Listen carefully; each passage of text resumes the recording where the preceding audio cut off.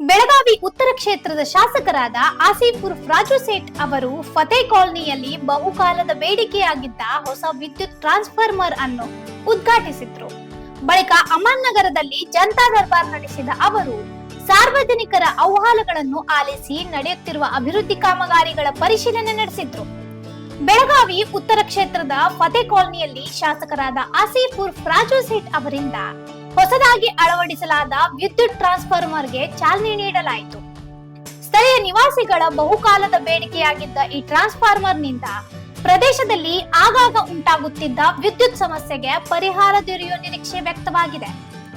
ಇದರೊಂದಿಗೆ ನಿವಾಸಿಗಳಿಗೆ ಹೆಚ್ಚು ಸ್ಥಿರ ಮತ್ತು ನಿರಂತರ ವಿದ್ಯುತ್ ಪೂರೈಕೆ ಲಭ್ಯವಾಗಲಿದೆ.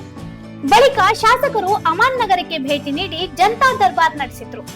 ಈ ವೇಳೆ ಸಾರ್ವಜನಿಕರ ಅಹವಾಲುಗಳನ್ನು, ಸಮಸ್ಯೆಗಳನ್ನು ಹಾಗೂ ಸಲಹೆಗಳನ್ನು ಆಲಿಸಿದ್ರು. ಅಲ್ಲದೆ ಪ್ರದೇಶದಲ್ಲಿ ನಡೆಯುತ್ತಿರುವ ವಿವಿಧ ಅಭಿವೃದ್ಧಿ ಕಾಮಗಾರಿಗಳ ಪ್ರಗತಿಯನ್ನು ಪರಿಶೀಲಿಸಿ ಕಾಮಗಾರಿಗಳನ್ನು ಗುಣಮಟ್ಟ ಕಾಪಾಡಿಕೊಂಡು ನಿಗದಿತ ಅವಧಿಯಲ್ಲಿ ಪೂರ್ಣಗೊಳಿಸುವಂತೆ ಅಧಿಕಾರಿಗಳಿಗೆ ಸೂಚನೆ ನೀಡಿದ್ರು. ಈ ಎರಡು ಕಾರ್ಯಕ್ರಮಗಳಲ್ಲಿ ಯುವ ನಾಯಕ ಅಮಾನ್ ಸೇಠ್ ಅವರು ಶಾಸಕರಾದ ಆಸಿಫ್ ಉರ್ಫ್ ರಾಜು ಸೇಠ್ ಅವರೊಂದಿಗೆ ಉಪಸ್ಥಿತರಿದ್ದರು. ತಮ್ಮ ಬಹುಕಾಲದ ಬೇಡಿಕೆ ಈಡೇರಿಸಿದ್ದಕ್ಕಾಗಿ ಸ್ಥಳೀಯ ನಿವಾಸಿಗಳು ಶಾಸಕ ಆಸಿಫ್ ಉರ್ಫ್ ರಾಜು ಸೇಠ್ ಅವರಿಗೆ ಕೃತಜ್ಞತೆ ಸಲ್ಲಿಸಿ ಕ್ಷೇತ್ರದ ಅಭಿವೃದ್ಧಿಗೆ ಅವರು ಕೈಗೊಳ್ಳುತ್ತಿರುವ ಪ್ರಯತ್ನಗಳಿಗೆ ಮೆಚ್ಚುಗೆ ವ್ಯಕ್ತಪಡಿಸಿದ್ರು. ಇಂಥ ಇನ್ನೂ ಅಪ್ಡೇಟ್ಗಳಿಗಾಗಿ ಫಾಲೋ ಮಾಡಿ ವಾಯ್ಸ್ ಆಫ್ ವೇಣುಗ್ರಾಮ್ಗೆ.